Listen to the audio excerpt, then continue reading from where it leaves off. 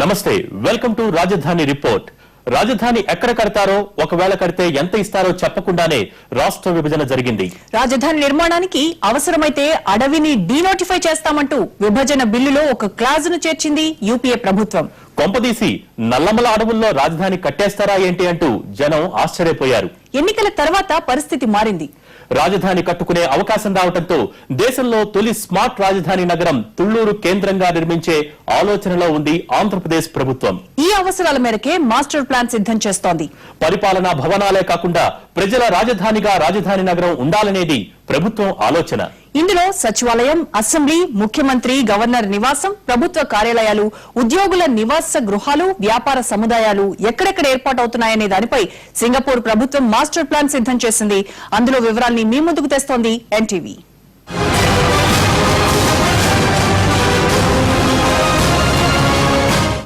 ఆంధ్రప్రదేశ్ కి రాజధాని కేవలం ఒక నగరం మాత్రమే కాదు, 13 జిల్లాలు అభివృద్ధి సాధించడానికి పెట్టుబడి కూడా.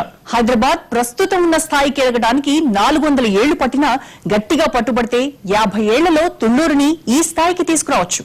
అందుకే క్యాపిటల్ నిర్మాణమే పెద్ద పెట్టుబడి అంశంగా భావిస్తోంది ఆంధ్రప్రదేశ్ ప్రభుత్వం. అలాంటి రాజధాని నిర్మాణానికి ఏం చేయబోతోంది? క్యాపిటల్ నిర్మాణానికి తొలి అడుగు ఎప్పుడు వేయబోతోంది? ప్రభుత్వం చెప్తున్న రివర్ ఫ్రంట్ రాజధాని ఎలా ఉండబోతోంది? రాజధాని గ్రామాల నుంచి ఎన్టీవీ ఎక్స్క్లూజివ్ రిపోర్ట్.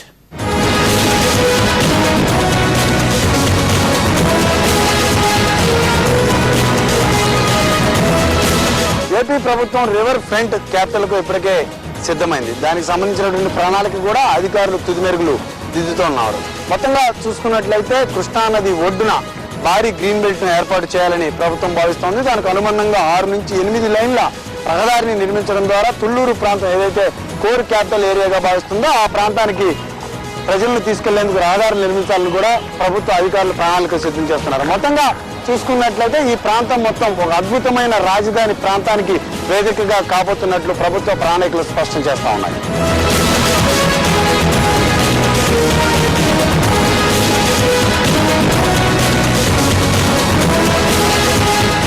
ప్రభుత్వం ముందు నుంచి చెబుతున్నట్లు రివర్ ఫ్రంట్ రాజధాని నిర్మాణానికే మొగ్గు చూపుతోంది. నదుల ఒడ్డున నాగరికత విలసిల్లిందన్న చారిత్రక సత్యానికి తోడు తాగునీటి సమస్య, ఇతరత్ర అంశాలను దృష్టిలో పెట్టుకునే ఈ నిర్ణయం తీసుకుంది. కృష్ణానది ఒడ్డున ఏపీకి రాజధాని నిర్మాణంపై కసరత్తు మొదలుపెట్టింది. ఇప్పటికే క్యాపిటల్ విషయంలో సింగపూర్ ప్రభుత్వంతో కలిసి అడుగులు వేస్తున్న ప్రభుత్వం ప్రాథమికంగా ఓ ప్లాన్ ను సిద్ధం చేస్తోంది. 7,000 చదరపు కిలోమీటర్ల పరిధిలో 58 మండలాల విస్తీర్ణంలో ఏపీకి కొత్త రాజధాని నిర్మాణం జరగనుంది. ఇందులో 122 చదరపు కిలోమీటర్ల పరిధిలో మొదటి ఫేజ్ లో ముఖ్య నిర్మాణాలు రానున్నాయి.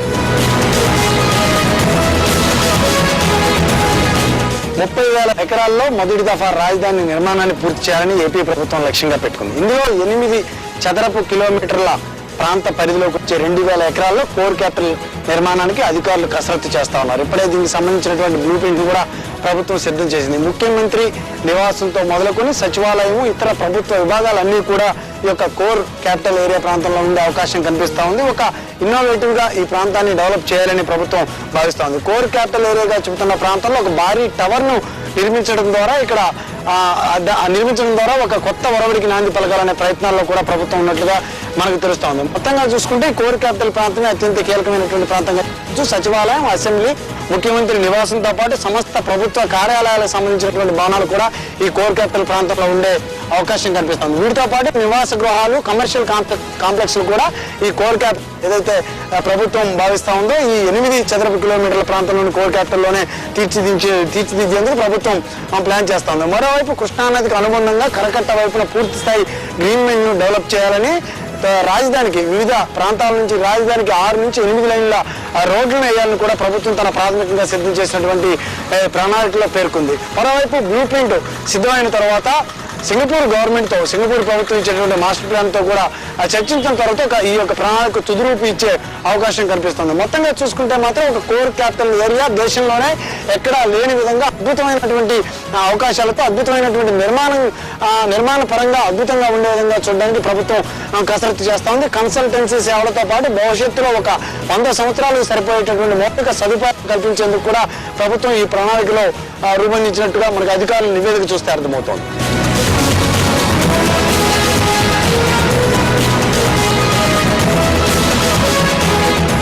రానున్న 5 ఏళ్ల కాలంలో మొదటి దఫా రాజధాని నిర్మాణం పూర్తి చేయాలని ఏపీ ప్రభుత్వం భావిస్తోంది. దీనిపై సమగ్ర ప్రణాళికను కూడా ప్రభుత్వం సిద్ధం చేసింది. మొత్తం 12,000 హెక్టార్ల ప్రాంతంలో నిర్మాణాలపై ఓ అంచనా సిద్ధం చేసింది. ఇందులో రాజధాని మౌలిక వసతుల కల్పనకు 2,428 హెక్టార్లు, క్యాపిటల్ కాంప్లెక్స్, ప్రభుత్వ కార్యాలయాలకు 607 హెక్టార్లు కేటాయించనున్నారు. ఇక కృష్ణానది కరకట్ట మీద గవర్నర్, ముఖ్యమంత్రి, మంత్రుల నివాసాలకు 300 ఎకరాల్లో నిర్మాణాలు జరగనున్నాయి. గ్రీన్ బెల్ట్ కోసం 971 హెక్టార్లు, బిజినెస్ డిస్ట్రిక్ట్, ట్రాన్స్పోర్ట్ కారిడార్ కోసం 1100 హెక్టార్ల భూమిని కేటాయిస్తున్నారు. 30,000 ఎకరాల భూమిలో నిర్మాణాలకు కేటాయించిన భూమితో పాటు భవిష్యత్ అవసరాల కోసం కొంత భూమిని రిజర్వ్ చేసే ఆలోచన ఉంది. వీటితో పాటు ప్రజా నివాసాల కోసం ప్రభుత్వం 2,670 హెక్టార్లను కేటాయించింది. ఇదే ప్రాంతంలో భూములు ఇచ్చిన వారికి 1000 హెక్టార్లలో యాజమాన్యం హక్కులు కల్పించనుంది. మరోవైపు అన్ని నిర్మాణాలు కలిపి మొదటి దఫాలోనే 20,000 కోట్ల వరకు ఖర్చు అవుతాయని ప్రభుత్వం అంచనా వేస్తోంది. మొత్తం ప్రభుత్వ కార్యాలయాలు, నివాసాల నిర్మాణంతో పాటు ఈ ప్రాంతంలో మౌలిక సదుపాయాలకు ఈ మాత్రం ఖర్చు అవుతుందని అధికారులు అంచనా వేస్తున్నారు.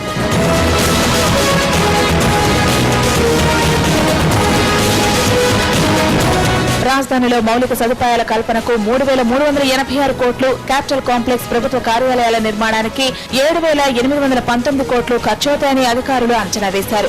ఇక ముఖ్యమంత్రి నివాసం, రాజ్ భవన్, మంత్రుల నివాసాలకు 1,232 కోట్లు, ప్రభుత్వ అధికారుల నివాసాలకు 669 కోట్లు, ఇతర సామాజిక అవసరాలకు 1,130 కోట్ల రూపాయలు ఖర్చవుతాయని భావిస్తున్నారు.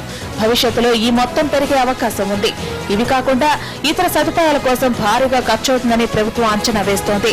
ముఖ్యంగా 3 రకాల రవాణాను క్యాపిటల్ ఏరియాలో అందుబాటులోకి తెస్తున్నారు. రాజధాని ప్రాంతంలో bus rapid transit system, light rail transit system తో పాటు మెట్రో రైలును కూడా తీసుకువచ్చే అవకాశం ఉంది. క్యాపిటల్ సిటీలో పూర్తి స్థాయి అండర్ గ్రౌండ్ కేబులింగ్ ఉండనుంది. సౌర విద్యుత్ కి అధిక ప్రాధాన్యం ఇచ్చేలా ఏర్పాట్లు చేయనున్నారు. భవిష్యత్ తరాలకు కూడా ఉపయోగపడేలా 6-8 లైన్ల రోడ్లు నిర్మించనున్నారు. రోడ్ల నిర్మాణం కోసమే 510 కోట్లు వెచ్చించనున్నారు.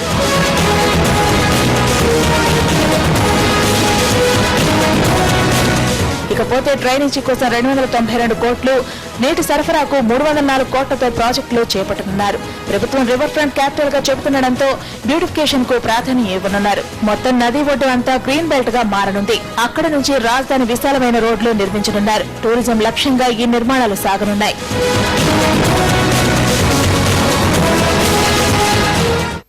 రాజధాని రిపోర్ట్ స్పెషల్ అనాలిసిస్ లో షార్ట్ బ్రేక్ తీసుకుందాం. Stay tune.